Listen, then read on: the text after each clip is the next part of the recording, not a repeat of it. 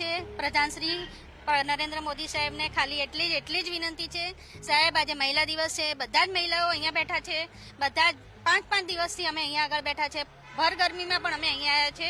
અમારે ખાલી માત્ર અમારા જે પણ જે માંગણીઓ છે એ તમે પૂરી કરો અને આજે અમને મહિલા દિવસે અમને એટલી ગિફ્ટ આપો. 1992માં એ જીઆર જે થયો હતો એ મંજૂર કરી આપો.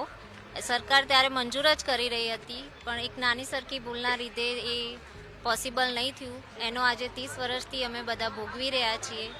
અમારી સાહેબને, પીએમ સાહેબને, સીએમ સાહેબને બસ એટલી જ વિનંતી છે કે અમારા ખજાનચી ભૂખ હડતાલ ઉપર ઉતર્યા છીએ. અમે મહિલાઓ ઘર મૂકીને આવી છીએ, અમારી માંગણી પૂરી કરો. મારી સરકારને એક જ વિનંતી છે કે જે 1992માં જે ઠરાવ અને જીઆર થયો છે તેનો અમલવારી કરી આપે. અમારી 30 વર્ષની જે લડત છે તેને ખૂબ સારી રીતે ન્યાય આપે.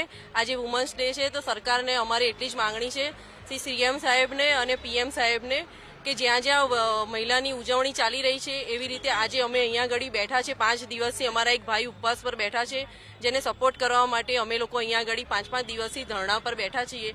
તો અમારી આ માંગ પૂરી કરી, અમારી માંગણી સંતોષી, અમારા પરિવારને અને અમને આનંદ થાય તેવું કરો.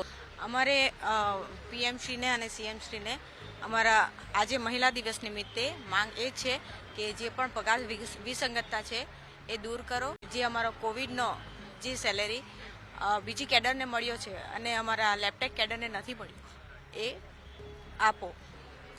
અમારી આજે સમક્ષ એટલી જ પ્રાર્થના છે કે અમને અમારો કોવિડનો સમયનો પગાર મળે. 130 દિવસનો જે બીજી કેડરને મળ્યો છે ને 1992ની જે પગાર વિસંગતતા છે તે દૂર કરે. અમને ઇન્ફેક્શન એલાઉન્સ વગેરે જે અમને અમારો હક છે અમને આપે સરકાર વુમન્સ ડેના દિવસે, એ જ અમારી શુભેચ્છા.